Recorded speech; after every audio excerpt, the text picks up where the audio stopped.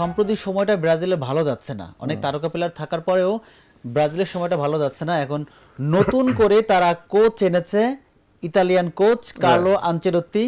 তার হাত ধরে ব্রাজিল নতুন করে স্বপ্ন দেখতে পারবে কিনা এবং 2026 বিশ্বকাপে ভালো একটা কিছু করতে পারবে কিনা, এটা তো সবসময় আমি আশা করি। প্রত্যেকটা আসলে ব্রাজিল প্রতি ওয়ার্ল্ড কাপে টিম গড়ে, কিন্তু চ্যাম্পিয়ন ফাইট দেওয়ার জন্য টিম করে।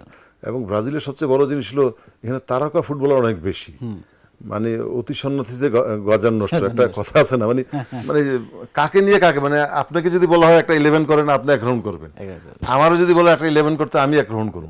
মানে এখানে যদি 5 জন লোক থাকে, 5 জনেই 5টা 11 তৈরি করবে, কারোর সাথে মিলবে না, কারণ ওখানে স্টার প্লেয়ার অনেক বেশি হয়ে গেছে। তারপরে মানে আমি আশা করব যে আগামীতে ব্রাজিল ভালো করুক।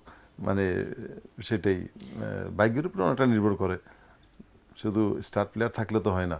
দেখা গেলো এমন সময় একটা সুযোগ পাইলো, মিস করলো, এটা যদি গোল হয়ে যেত তারা জিততো। এরকম এই যে একটু আগে যে বললাম যে ইন্ডিয়ার মাটিতে 4টা সুযোগ পাওয়ার পরে একটা গোল দিতে পারলো না। একটা গোল দিতে পারলে আমরা হয়তো জিতে সেখান থেকে আসতে পারতাম। মানে কার্লো আনচেলত্তির হাত ধরে ব্রাজিল আসলে মানে কতটা স্বপ্ন দেখতে পারে আর একটা শিরোপার জন্য, হেক্সা জয়ের জন্য? এটা আমি মনে করি যে এবার মানে is a definitely good coach. তো এখন মনে করেন যদি সেরকম সুন্দরভাবে বাছাই করতে পারে, এবং বাছাইয়ের সময় অনেক সময় দেখা যায় যে যারা ফিট প্লেয়ার তাদেরকেই নেওয়া উচিত। অনেক সময় দেখা যায় যে অনেকে আনফিট বা ব্যথা পাইছে, এটা স্টার প্লেয়ার হইলেও আনফিট প্লেয়ারটা নেওয়া ঠিক হবে না। তাদের তো আবার অনেক ট্রেনিং আছে, অনেক রকম টেস্ট আছে। তো আমি মনে করি যে আগামী বিশ্বকাপে ব্রাজিল ভালো খেলবে।